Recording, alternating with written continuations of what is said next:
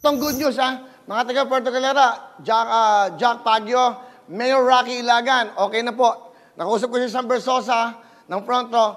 500 po na ganito pamimigay nila. Pakita lang natin to. Yan, 500. May spam, dalawang corn beef, at 5 kilong bigas. So, 500 po na. Ano tawag ba dito? Supot? Hindi saks to eh.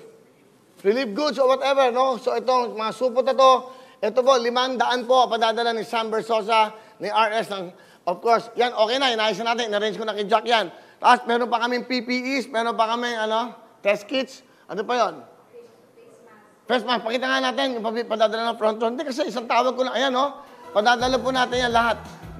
Bukas, I think, makakabiyahin na ako, nagpaalam na po ako, pinayagan naman. Thank you very much po sa inyo. Kasi, pwede kang bumiyahe lang lahat, sasakyan, o mga chopper, o by boat, basta relief goods, o basta humanitarian. Kaya yung pagpunta namin bukas dyan, Mayor, andyan ako. At bukas, pupunta ako dyan para magdala sa ating, especially po yung mga mangyan. Kasi yung mga mangyan, siyempre mga mahal natin, mga kapatid natin dyan. Sige, meron kayo nito, patadala ko 500 yung in-order natin, lahat ng yan. So, bibigyan kayo ng wrong. Saka, para pumuti yung mga mangyan natin, bibigyan ko kayo ng white soap, Lux White.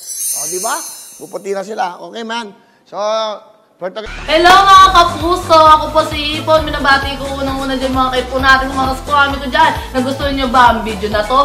Marami pa kaming inanda para sa inyo. Mag-subscribe lang sa Wowin YouTube channel.